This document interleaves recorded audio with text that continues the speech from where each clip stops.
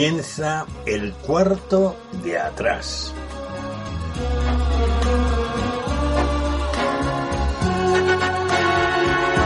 El cuarto de atrás es un tiempo para conversar entre amigos acerca de temas que nos importan. No pretendemos dar sentencias ni valoraciones especializadas, sino aportar las opiniones de personas como tú que se detienen a pensar en asuntos importantes que ocurren en nuestro mundo. El cuarto de atrás abre sus puertas durante una hora para tratar temas de actualidad desde una perspectiva diferente, la mayoría de las veces en tertulia, aunque de vez en cuando también entramos en un tiempo más íntimo y en vez de tertulia es una entrevista. En todo caso, nuestro acercamiento a la actualidad procuramos siempre que sea en perspectiva cristiana, porque esta es una emisora cristiana. Acompañamos el tiempo del cuarto de atrás, o más bien lo sazonamos con 2 o 3 breves pizcas de adobo musical. Preferimos temas de la gran música, también llamada clásica, aunque de vez en cuando escuchamos música de otros estilos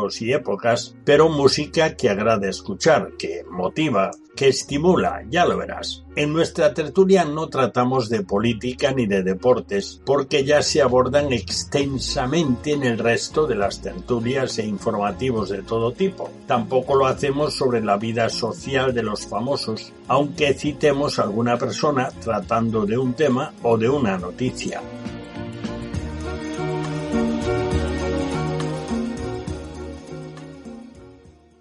Bienvenidos al cuarto de atrás. Hoy, precisamente en el cuarto de atrás, despedimos 2021 y lo hacemos con nuestra tertulia tratando un tema monográfico como estamos haciendo últimamente. Es un tema que seguro que te interesa. El título del tema es ¿qué creemos los cristianos evangélicos o protestantes, si te parece, acerca de María, la madre de Jesús? Procuraremos responder con lo que dice la Biblia acerca de María, porque la Biblia es la palabra de Dios y por lo tanto la verdad revelada. No podemos decir más de lo que dice, pero tampoco menos. Así que presta atención. Seguro que te va a interesar. De momento, te ofrecemos la primera de las 3 habituales pizcas de adobo musical que siempre decoran nuestro programa. Y no podía ser de otra forma, será directamente relacionada con María, pues se trata de las primeras palabras del conocido como Magnificat, que fue el canto de María en presencia de su prima Isabel cuando fue a visitarla después de la aparición del ángel Gabriel para anunciarle que sería la madre del Mesías, tal y como se relata en el Evangelio de Lucas, capítulo 1. El coro cantará en latín, pero lo que cantan, traducido al castellano, dice así: engrandece mi alma al Señor, y mi espíritu se regocija en Dios, mi Salvador. La música es de Giovanni Pierluigi da Palestrina, un famoso compositor italiano renacentista, es decir, inmediatamente anterior a ese periodo que tanto nos gusta, que es el periodo barroco. Compositor de música sacra, y los intérpretes son el coro del College St. John de Cambridge, dirigidos por George West. Así que vamos a escucharlo. Dura un poquito menos de 2 minutos, pero desde luego lo hacen muy bien, y la música de Palestrina ya en esa época, hace tantos años, pues suena magníficamente.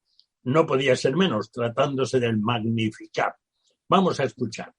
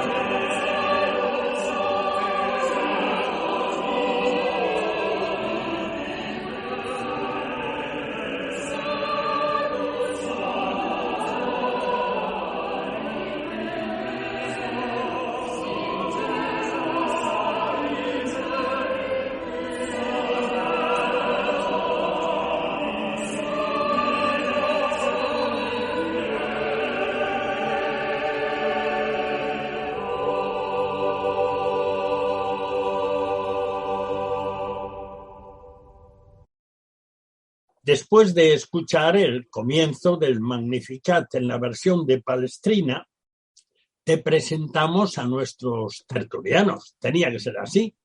Tenemos con nosotros, como siempre, porque es un tertuliano fijo ya y por eso le pagamos un sueldo alto, a Camilo Esperón, profesor de Biblia y experto en otras creencias, que es muy interesante cada vez que tocamos temas relacionados con otras formas de creer.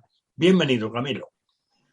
Buenas noches, encantado de estar aquí. Lo del sueldo alto supongo es porque me lo paga desde el noveno, ¿no? También nos acompaña nuestra profe de cabecera, Flor Sánchez, que es profesora de religión evangélica, es decir, está ejerciendo en esa tarea. Bienvenida, Flor. Hola, buenas noches. Y contamos asimismo con la presencia de Pedro Crenes, escritor y predicador hispano-panameño, es decir, es de origen panameño y está radicado en España desde hace ya por lo menos 30 años y es todavía un jovencito, así que casi toda la vida. Bienvenido, Pedro. Gracias.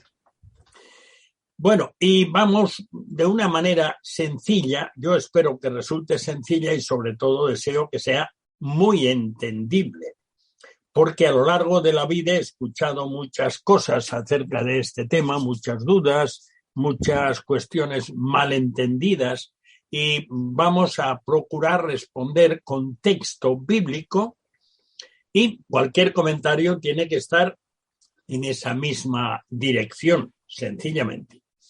La primera cuestión que tratamos es muy importante porque yo he oído muchas veces lo contrario.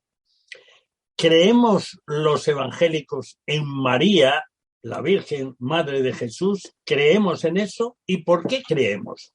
Cualquiera de vosotros puede arrancar de inmediato. Todos a un tiempo no me vale, ¿eh? Entonces, pues, por ejemplo, Flor, tú misma, ¿por qué creemos en María o creemos en María? ¿Y por qué si es que creemos? Vale, pues no sé, quizás primero, antes de nada, había que definir qué entendemos nosotros por creer en María. Creer que María existió, creemos. Creer que María fue la madre humana de Jesús, lo creemos. Bien, ya está. ¿Y por qué lo creemos? Pues porque lo podemos leer en la Biblia, porque nuestras creencias están basadas en el libro que fue inspirado por Dios y que nos cuenta cómo sucedieron las cosas, que además los textos del Nuevo Testamento, donde se refleja el nacimiento de Jesús, llevan todas las señales marcadas en las profecías del Antiguo Testamento. Muy bien. Y hay una segunda cuestión que también hay quien la ha interpretado mal y, bueno, pues queremos en la medida de lo posible deshacer los equívocos y dejar las cosas aclaradas. ¿Creemos los evangélicos que María era virgen cuando se le apareció el ángel Gabriel? Es decir, que no había tenido ninguna relación sexual con ningún varón. Camilo, ¿tú qué dirías a esto? Pues creemos, porque la Biblia nos habla de que era una mujer jovencita. Su nombre original era Miriam, María es, digamos, el origen latino del nombre que le hemos puesto en Occidente. Y era una mujercita, se supone que jovencita, como era en aquel entonces, como cuando se desposaban las mujeres hebreas. O sea, casi una niña hoy en día, sería una muchacha entre 16 o 18 años a lo máximo, evidentemente virgen y evidentemente pues eso, se le aparece el mensaje divino y ella era virgen, por supuesto. Ahora hay una tercera cuestión que me parece de interés y esta pues se la suelto a Pedro. ¿Por qué era importante que María fuese virgen? ¿Por qué era importante esto? Pedro. Pues aunque suene muy frío, era importante porque la Biblia lo anunciaba así desde Isaías, ¿no? Desde el principio de los tiempos.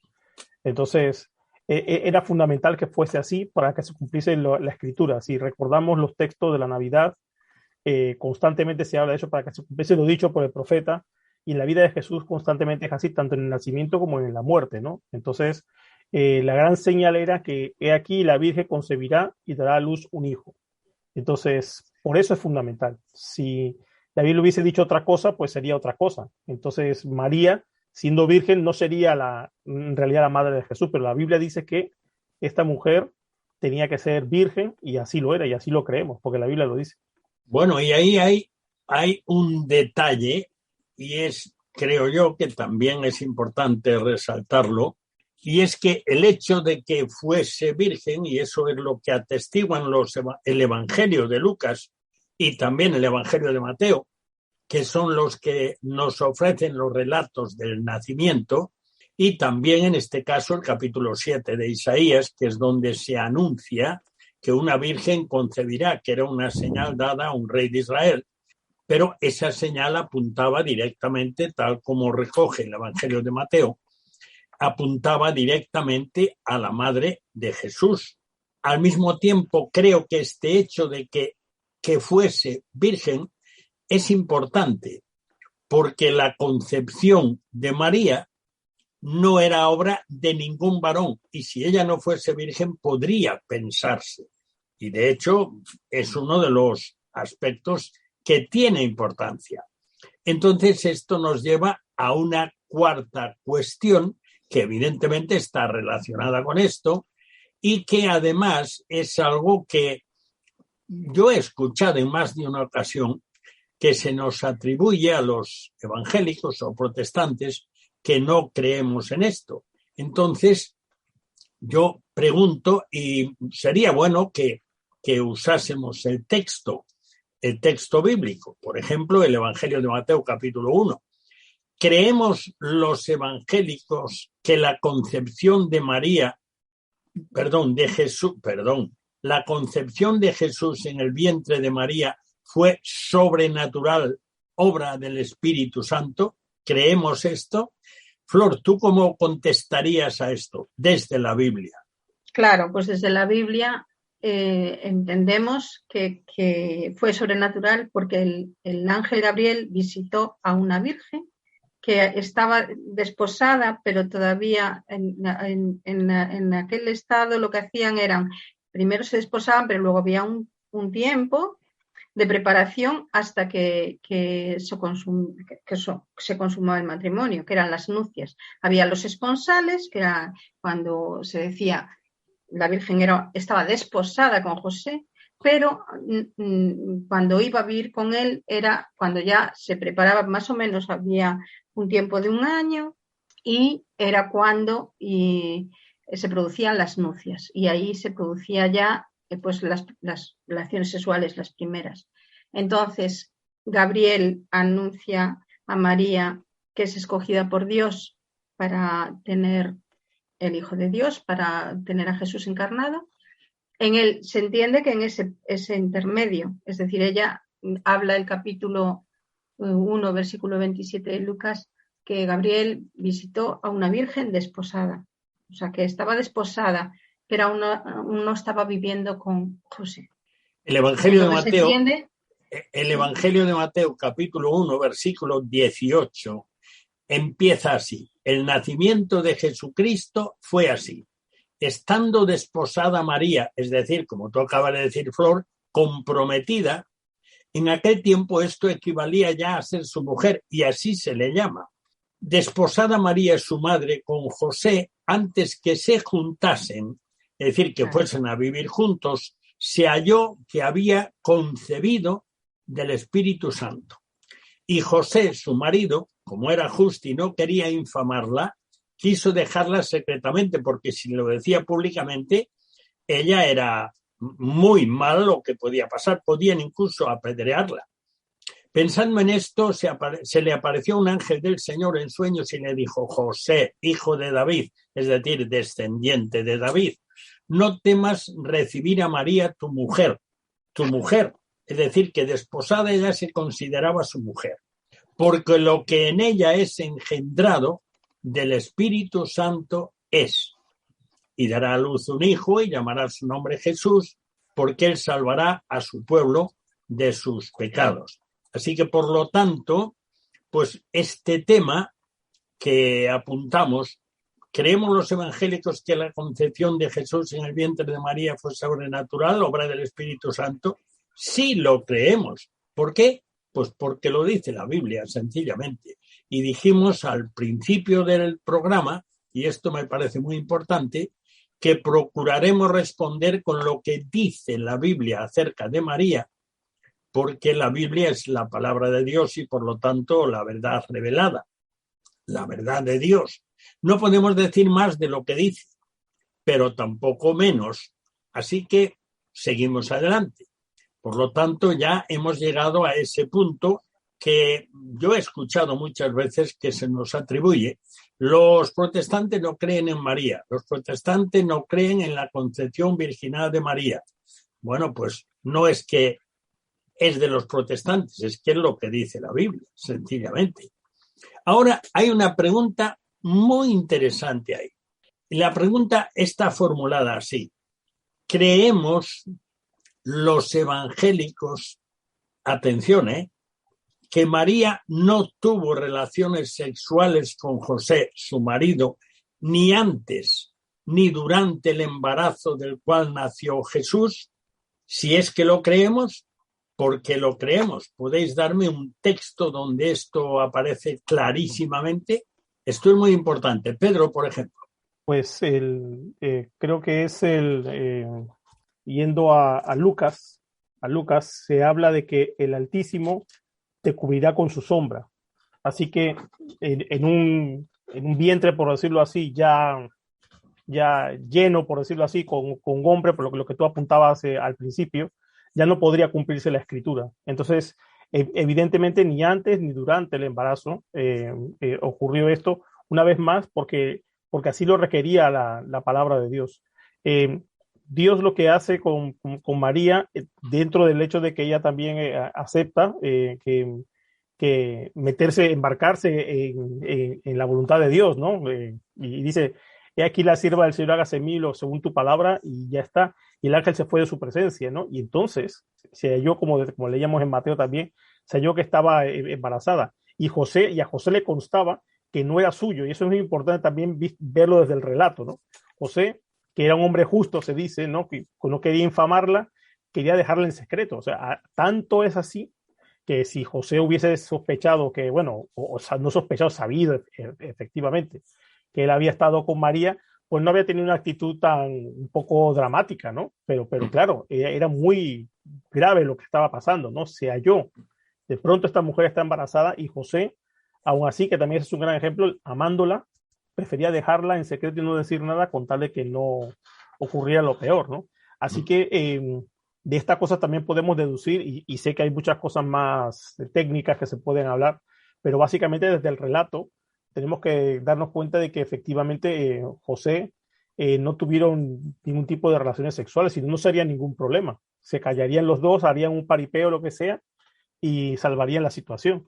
Pero se demuestra que José amaba a María, que José entendía que ella estaba embarazada y no era de él, entendía que quería dejarla porque la amaba para que no sufriese daño, y Dios tiene que intervenir, incluso, ¿no? Según el relato, y hablarle en sueños y decirle la procedencia de este ser, ¿no? Que iba a ser el Salvador de nosotros.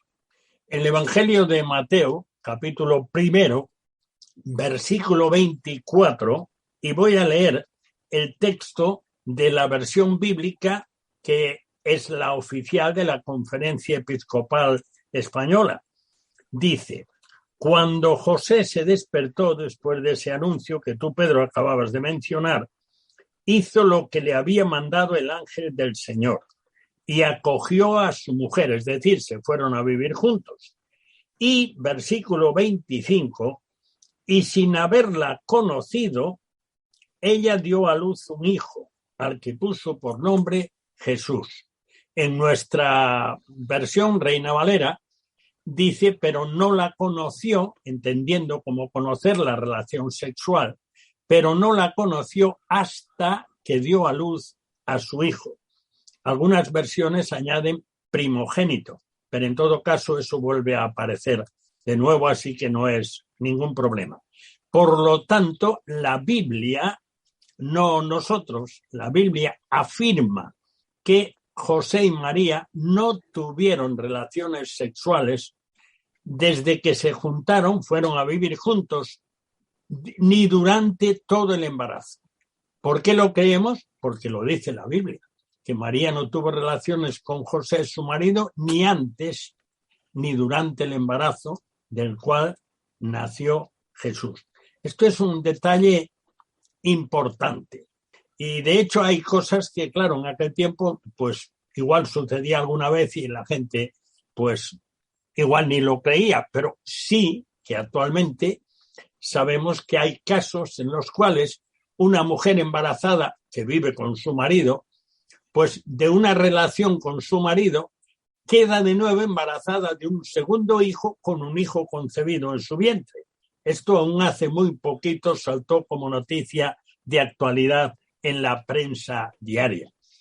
Así que estamos tratando de temas que son muy sensibles, especialmente para algunas personas y deben serlo para todos, porque estamos hablando nada menos que del nacimiento del Hijo de Dios hecho hombre. O dicho de otra manera, estamos hablando de la segunda persona de la Trinidad, Dios el Hijo, que incorpora a su persona una naturaleza humana y lo hace en el vientre de María. Y nace de María como hombre, siendo a la vez Dios. Es un asunto muy importante. En este asunto no podemos entrar, creo que me parece que tenemos que entrar pisando firme con la Escritura. Hay otro tema y vamos, después de despachar este tema, vamos a darnos un pequeño tiempo de música y es el siguiente.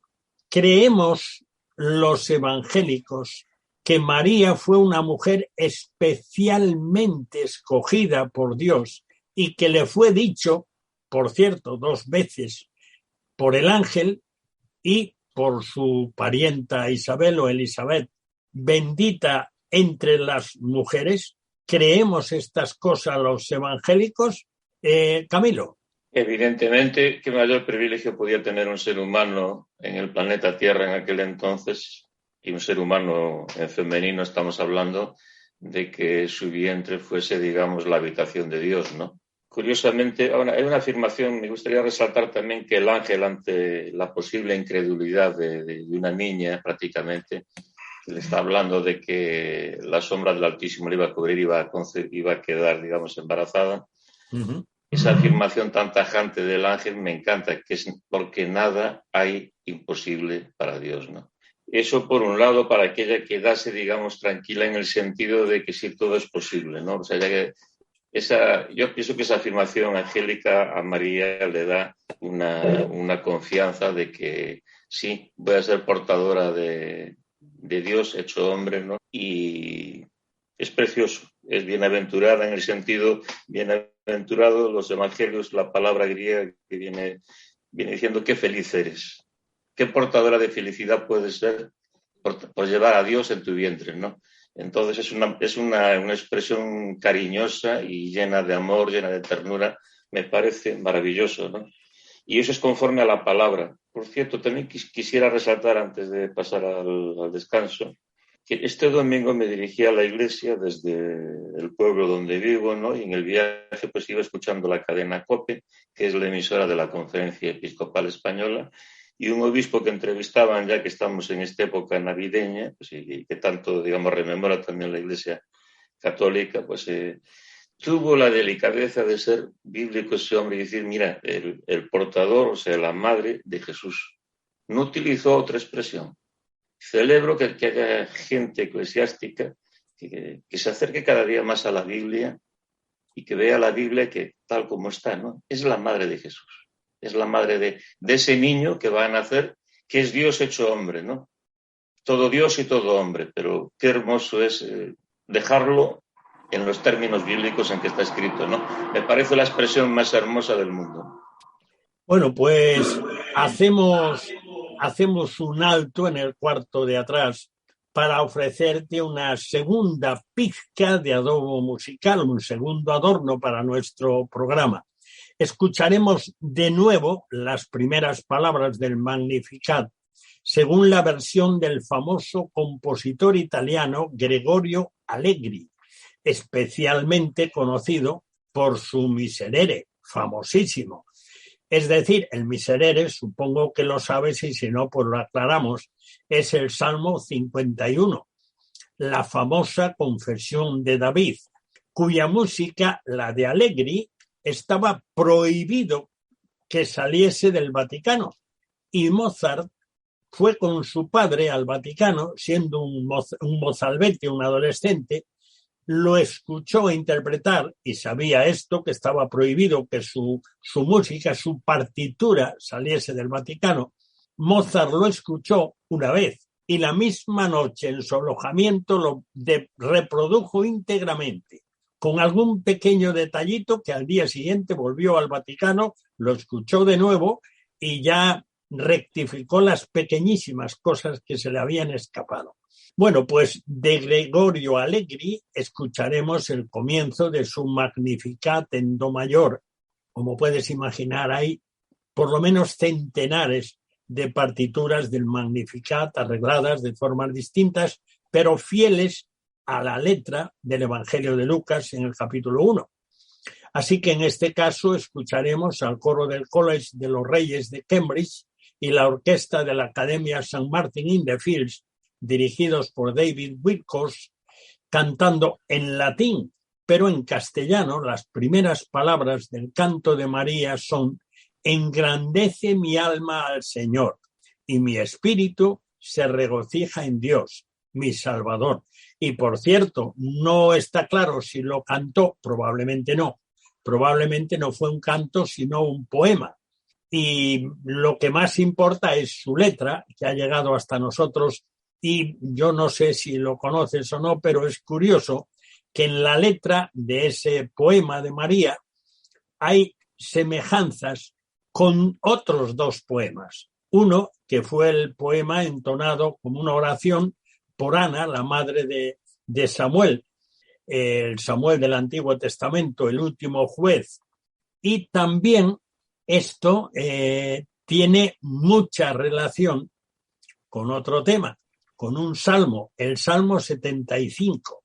Es interesante. Bueno, vamos a escuchar al coro y, acompañado de la orquesta, entonar ese comienzo del Magnificat en do mayor de Gregorio Allegri. Escuchemos.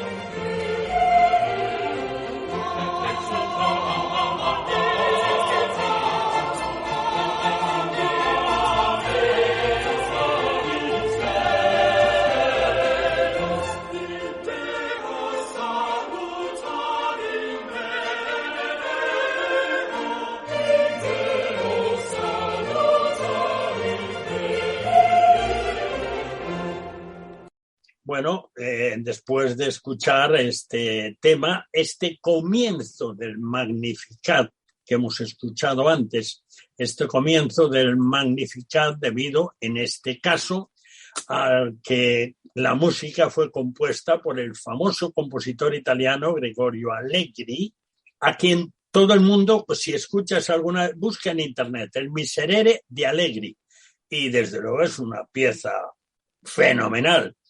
Normalmente se canta a capela y es muy difícil de cantar bien, pero es una preciosidad. Ese Salmo 51 cantado en latín, pero es una preciosidad. Ya me gustaría a mí escucharlo en castellano y no sería tan complicado. Lo de traducirlo, lo de cantarlo ya es otro cantar. Bueno, pues seguimos con un tema que, bueno, pues puede rascar un poquito, pero repito lo que dije al principio, vamos a la Biblia. Vamos a apoyarnos en lo que dice la Biblia. Y es lo siguiente. ¿Creemos los evangélicos que María y José tuvieron más hijos, tuvieron otros hijos, María y José? ¿Por qué? ¿Lo creemos o no lo creemos? En primer lugar, si lo creemos o no lo creemos, ¿por qué es? Pedro. Pues la Biblia dice aquí en Mateo capítulo 13, versículo 56, de una manera muy clara, sin olvidar que el griego, sin ser expertos, es un lenguaje muy preciso. Mateo capítulo 13, versículo 56, dice, ¿no están todas sus hermanas con nosotros? ¿De dónde pues tiene todas estas cosas? Y dice en el versículo 55, ¿no es este el hijo del carpintero, es decir, de José? ¿No se llama su madre María y sus hermanos Jacobo, José, Simón y Judas? ¿No están todas sus hermanas con nosotros? ¿De dónde pues tiene todas estas cosas? Y bueno, y es evidente que sí tuvieron más hijos. Y bueno, estuvimos comentando también el uso de la palabra primogénito, ¿no? Que requiere en sí misma tiene necesidad del término de tener otro, ¿no? Si no sería único. Entonces, sí que creemos, por lo que dice la palabra de Dios, por las evidencias que da el Nuevo Testamento, de que José y María tuvieron más hijos.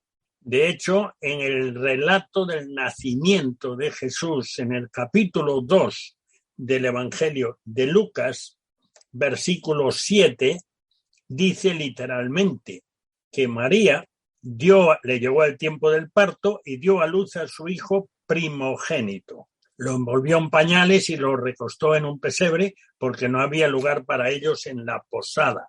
Estoy leyendo la versión oficial de la Conferencia Episcopal Española, pero si leyera la versión que más se utiliza en castellano en las iglesias evangélicas, dice exactamente lo mismo porque no puede decir otra cosa. Lo que dice es lo que hay. Y las referencias a los hermanos de Jesús aparecen varias veces. Y es muy difícil eludir el hecho de que son hermanos lisa y llanamente y no pasa nada, porque la Biblia lo recoge así y así tenemos que admitirlo. Por ejemplo, en el capítulo 2 del Evangelio de Juan, cuando se produce aquel milagro del agua transformada por Jesús sobrenaturalmente en vino bueno además, porque dice que el encargado de la boda, es decir, como si fuera el maitre, dice, oye, desde luego normalmente se pone primero el bueno, pero cuando la gente está contenta le ponen el vino inferior. Y tú has hecho al revés, le dice al novio. Y él no sabía que aquel vino momentos antes era agua. Bueno, pues al final de este relato, en el versículo 11 de Juan, Evangelio de Juan, capítulo 2, dice, este fue el primero de los signos o señales que Jesús realizó en Caná de Galilea. Así manifestó su gloria y sus discípulos creyeron en él. Después de esto, bajó a Capernaum con su madre y sus hermanos y sus discípulos, pero no se quedaron allí muchos días. Bueno, estos son textos bíblicos, no estamos invocando lo que creemos y yendo en contra de la continuada virginidad de María. La Escritura no recoge esto y nosotros no podemos atrevernos a rectificar la Escritura. Si la Escritura lo dice así, pues es que es así y punto. Alguno dirá, no, es que en aquel tiempo el término hermano se utilizaba para parientes cercanos. Es muy fácil comprobar que no es este el caso, porque citas de los hermanos de Jesús hay unas cuantas, no hay una ni dos, no ocasionalmente una. Jesús también llama hermanos a veces a personas cercanas, es verdad, pero está clarísimo que en estos casos se refiere a parientes cercanísimos, hijos de la misma madre. De hecho, en la porción que antes leía, yo creo que fue Flor quien la leyó, o Camilo, no recuerdo, pero en esa porción se habla, no están aquí también sus hermanos, los hijos, sus hermanos, no es este hijo de María y están aquí sus hermanos, bueno, y el hijo del carpintero, o sea, asocia a José, a María y a los otros hermanos. Bueno, eso es lo que la Biblia deja entender. Y lo de primogénito no hay que darle muchas vueltas. Cuando en la Escritura habla de Jesús, por ejemplo, en el Evangelio de Juan, capítulo 3 y versículo 16, dice su Hijo unigénito. Y esto del Hijo de Dios hay más tela que cortar, pero no es el tema de hoy. Así que vamos a dejarlo al margen. Pero hay otra cuestión que en este caso no es bíblica, pero es una cuestión que se escucha mucho. Entonces conviene que, bueno, pues digamos qué es lo que creemos y por qué lo creemos. Creemos los evangélicos que María, la madre de Jesús, es mediadora. ¿Y por qué? ¿Creemos o no creemos? ¿Y por qué? Esto necesariamente hay que responderlo con un texto bíblico. Camilo, ¿tú qué responderías a este tema? Bueno, solamente me gustaría aclarar un poquito más el tema anterior en 2 palabras, ¿no? El griego que está en la Biblia, que es el griego koiné, es un idioma muy rico, mucho más extenso y rico que el castellano actual, porque los idiomas han ido simplificándose con los siglos. Por tanto, el griego, si fueran primos o parientes de otro tipo, lo explicaría también el original, ¿no? En ese griego con que se escribió los evangelios, ¿no? Hay palabras griegas para primos y palabras griegas para hermanos. Entonces, yo creo que hay que dar zanjada la cuestión a que, como tú decías muy bien, Daniel, en el contexto está muy claro. No están aquí su madre, no están aquí sus hermanos y hermanas. Y evidentemente el contexto también lo dice claramente, ¿no?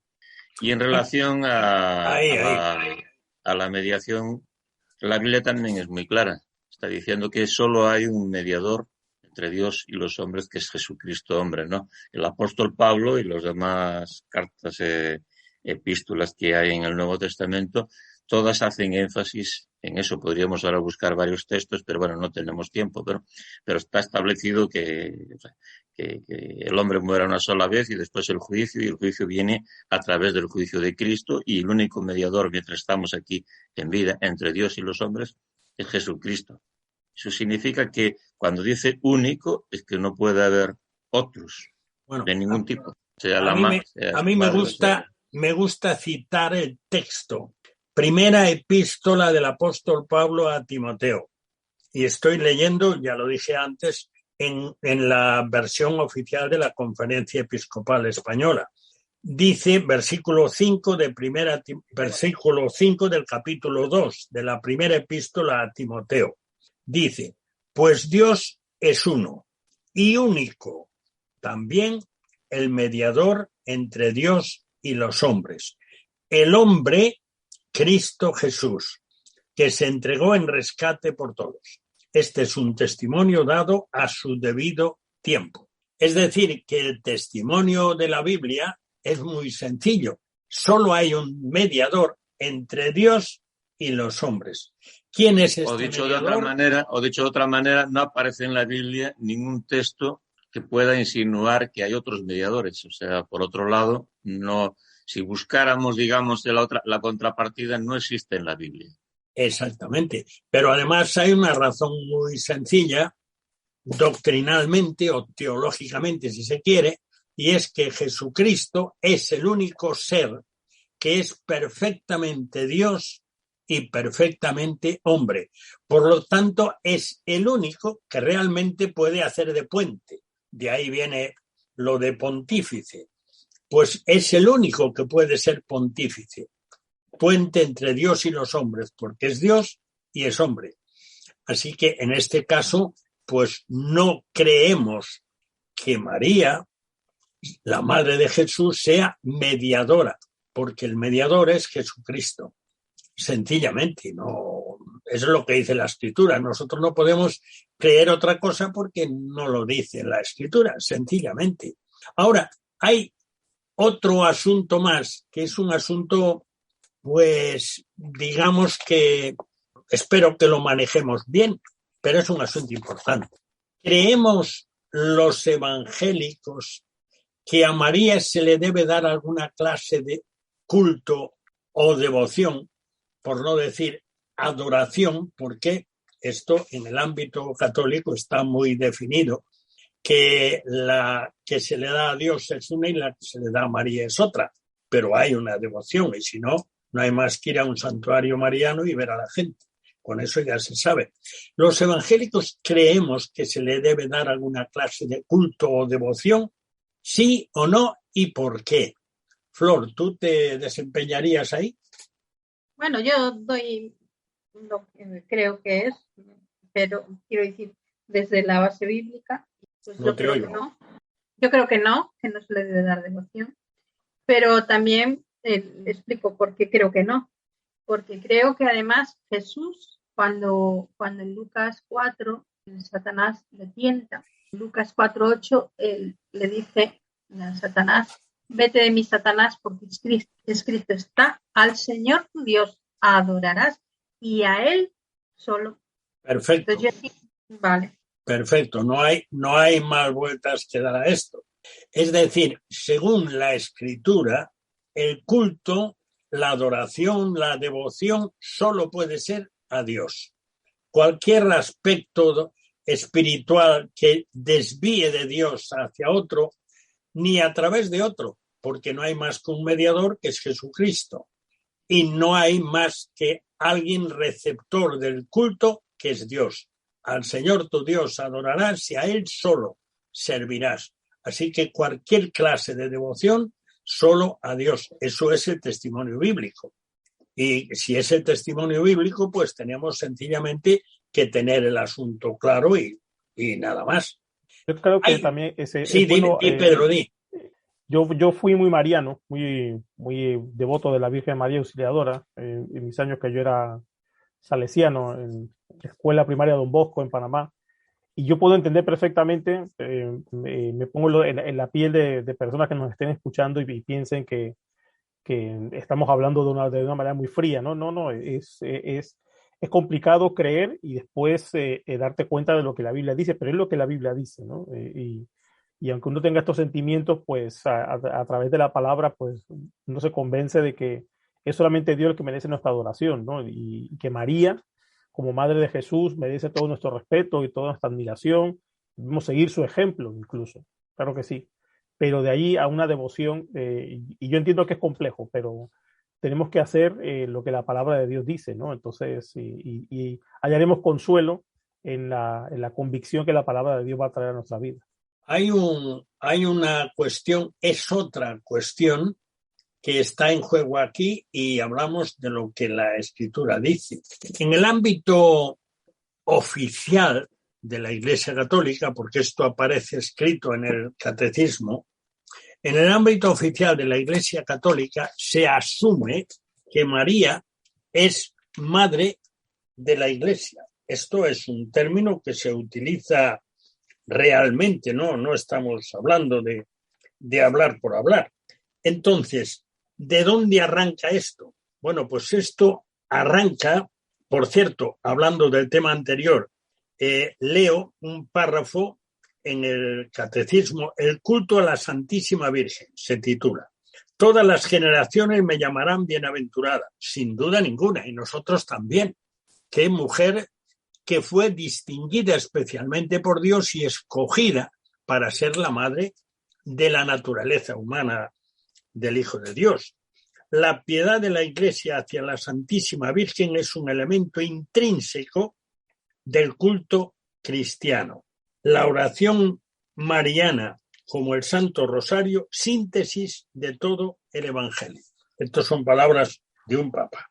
Bueno, realmente ahí tenemos que pronunciarnos tal como antes lo mencionábamos, tal como nos recordaba Flor, sencillamente. Hay una ocasión, dice María, Madre de Cristo, Madre de la Iglesia. Estoy leyendo en el Catecismo.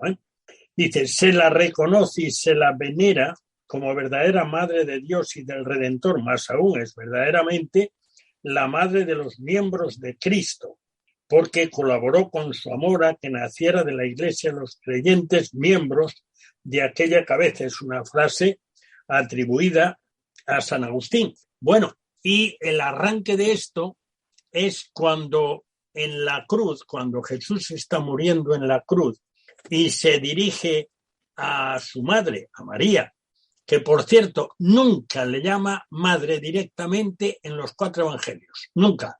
No es que no la reconociese como tal, no es que tuviese alguna clase de distanciamiento, no, es que sencillamente su ministerio era el de ser hijo de Dios y no hijo de María, aunque hubiese nacido de María como hombre, pero en realidad era nacido del Espíritu Santo, como Dios que era. Pero cuando él le dice a María, a su madre, le dice, he ahí tu hijo, y a Juan le dice, he ahí tu madre, bueno, pues esto se interpreta como que en Juan todos los creyentes a partir de ahí tenemos a María por madre. Eso es la idea. Pero hay otra cuestión más, y de verdad que son cosas muy importantes, cosas que, bueno, pues la Biblia tiene que dar la sentencia. Finalmente, estoy leyendo en el Catecismo, finalmente la Virgen Inmaculada, preservada libre de toda mancha de pecado original, terminado el curso de su vida en la tierra, fue llevada a la gloria del cielo y elevada al trono por el Señor como reina del universo para ser conformada más plenamente a su Hijo, Señor de los señores y vencedor del pecado y de la muerte. Es la proclamación del dogma de la Asunción de la Bienaventurada Virgen María por el Papa Pío XII en 1950. Bueno, libre, dice, preservada libre de toda mancha de pecado original. Solo 2 apuntes, nada más. En el Magnificat, María empieza diciendo, esto es parte del texto que estamos escuchando los temas y nos queda todavía uno en alemán. Dice, engrandece mi alma al Señor, con toda razón, por haber sido escogida para madre de la humanidad, de Dios el Hijo. Y mi espíritu, dice María, se regocija en Dios, mi Salvador. Si Dios era mi Salvador, es que sencillamente María está reconociendo, como en su día apuntó el apóstol Pablo, que no hay justo ni aun uno, por cuanto todos pecaron, incluida María. Y Dios es su Salvador. Bueno, pues como cualquier creyente, o como un creyente más, aunque María no fuera una más, sino una especial. Pero no hay ni un rastro siquiera en la Escritura de que María no fuese un ser humano, como todos los demás, con su perfección moral, sin duda alguna, con su especial distinción de parte de Dios, pero era un ser humano más. Y esto no nos lo podemos saltar así buenamente a la ligera. Yo no sé si hemos sido un poco apresurados. Es decir, yo no sé si no me he lanzado aquí así en barrena. No, quizá debiste matizar un poquillo más la expresión de Jesús en la cruz referida a su madre, ¿no? Cuando le presenta ahí a Juan, que ya le conocía, y le dice ahí a tu madre, lo que le estaba diciendo en otras palabras es cuídamela. Porque Jesús le encomienda el cuidado de María a uno de sus apóstoles, cuando ella tenía más familia, hijos, etcétera. Esa pregunta queda en el aire, podríamos especular mucho, pero lo que le está diciendo el Señor Jesús a María, diciendo, mira, ahí tienes a tu hijo, ahí tienes a tu madre, ahí tienes a tu hijo, conociendo, os dejo, digamos, este encargo, cuidar uno del otro. Más bien, Juan debería cuidar de su madre, ¿no? Y de hecho, la tradición cristiana, y eso lo reconoce la Iglesia Católica, Juan cuida de su madre hasta el final. Juan acaba en Éfeso, muy, muy mayorcito, y la madre de nuestro Señor, María, le acompañó, y se lo dice la tradición hasta el último momento. Incluso si un turista hoy va a Turquía y visita Éfeso, les enseñan, muchas veces los guías les van a enseñar una casita que ahora se ha convertido en una pequeña iglesia, en una capilla, y les dicen, aquí era donde vivía María, la madre de Jesús, ¿no? Entonces eso lo corrobora la tradición y eso es lo que estaba diciendo, digamos, el Señor en la cruz hacia María. No hay más que eso. Lo demás sería muy largo de explicar, pero ya serían tradiciones de la Iglesia y otras cosas. Bueno, hay otra cuestión que sí es puramente bíblica. Varias veces se dice hasta después de la resurrección, que se sepa y que digan los evangelios, los hermanos de Jesús no creían en él, no que no creían que existía, no que no creían que se llamaba Jesús, no que no creían que era hijo de su misma madre, no, que no creían que él era el Mesías, ni sus hermanos. Aparecen después, en el capítulo 1 del libro de los Hechos, aparecen ya como creyentes. Pero eso quiere decir que ahí hubo un tiempo intermedio, posiblemente después de su resurrección, que sí creyeron. Es decir, que en ese momento es posible que los hermanos de Jesús estuviesen enfadados, en cierta manera, con su madre y con lo que le pasó a su hermano, porque lo mataron, y de hecho en su día quisieron apartarlo de su ministerio y fueron acompañando a su madre a ver si lo convencían que se dejara de predicar aquellas cosas, porque decían ellos, este está tolo, está loco. Y Jesús ahí es cuando dice, ¿quiénes son mi madre y mis hermanos? Son los que oyen la palabra de Dios y la guardan. Eso dijo, la cumplen, la ponen por obra. Bueno, posiblemente había una animosidad de los hermanos hacia Jesús y en este caso demostraría lo que era su prudencia de que se andaba metiendo en líos y mira cómo acabó. Y estarían enfadados con su madre que le apoyó. Puede ser. En todo caso, lo que tú has dicho, Camilo, es testimonio, sí, de la historia, pero en particular de la Escritura. Hombre, cuenta Pablo en el capítulo 15 de Primera de Corintios que después el Señor se le aparece a uno de sus hermanos, a Santiago, en privado, ¿no? Quizá porque, bueno, habría que mencionar temas de la tradición que ahora como están fuera de la Biblia no voy a mencionarlos, pero simplemente él se aparece después a uno de sus hermanos y ahí comienza, digamos, la reconciliación, pienso yo, con su familia, ¿no? Bueno, y la otra cuestión solo podemos contestarla bíblicamente, no podemos llegar más allá. El hecho de que María, que dice, mi espíritu se regocija en Dios, mi Salvador, está reconociendo implícitamente que ella también necesitaba un Salvador. Y eso encaja con el conjunto del texto bíblico, o sea, no es ningún disparate. Y no vamos a ir más allá porque a lo mejor nos embalamos y vamos más allá y tendríamos hacia dónde ir. Brevísimamente, Flor, algo que decir brevísimo porque estamos casi sin tiempo ya. Solo para comentar este último apartado acerca de si María nació sin pecado o con pecado. Recordar que en la Biblia hubo dos personas que fueron hechas imagen y semejanza de Dios. Que fueron no se te oye.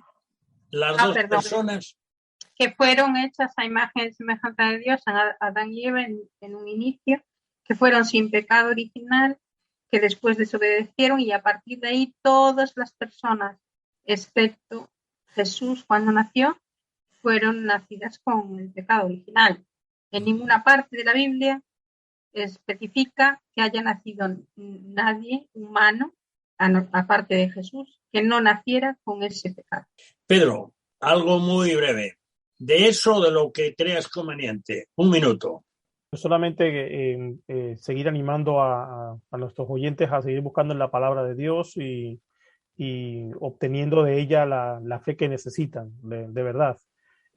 Amamos a María y sin su, por decirlo así, sin su voluntad de estar al lado de la voluntad de Dios, pues Dios habría hecho otra cosa, pero quiso hacerlo con ella y ella estaba dispuesta y ella confió también por fe en ese hijo suyo que resultó ser su Salvador. Así que animamos a nuestros oyentes a buscar en la palabra de Dios la respuesta, porque están allí.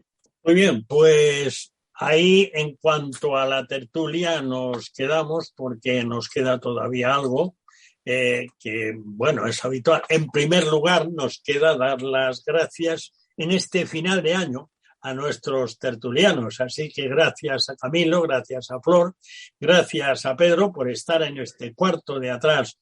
Y desde luego os deseamos las bendiciones de Dios, que son las verdaderamente ricas, infinitamente más que la lotería, sobre vosotros en este 2022.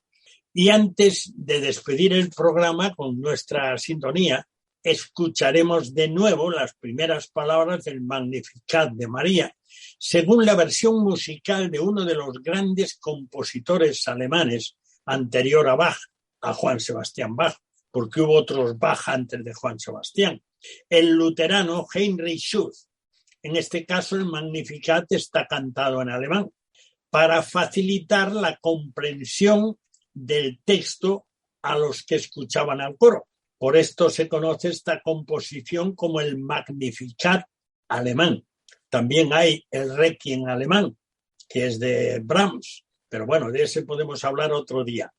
Son intérpretes de este tema las mismas dos frases que hemos escuchado de los otros, que en latín algo se entiende y algunos lo entienden perfectamente, pero en alemán ya es un poco más difícil. Pues lo interpretan el coro Heinrich Schütz de Londres, dirigidos por Roger Norrington, y lo que cantan en alemán son las primeras palabras de María que dicen: engrandece mi alma al Señor y mi espíritu se regocija en Dios, mi Salvador. Escuchemos pues el comienzo del Magnificat alemán.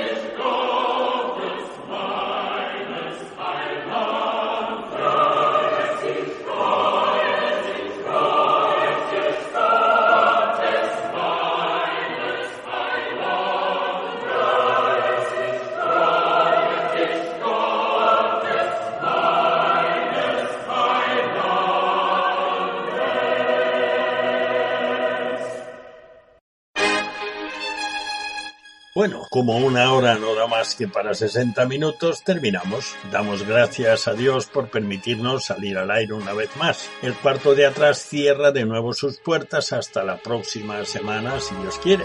Muchas gracias por acompañarnos en este rincón familiar al que tienes acceso libre. Te esperamos el próximo día, a la misma hora y en esta misma emisora. No nos faltes. Dios te bendiga. Te habló Daniel Baluja.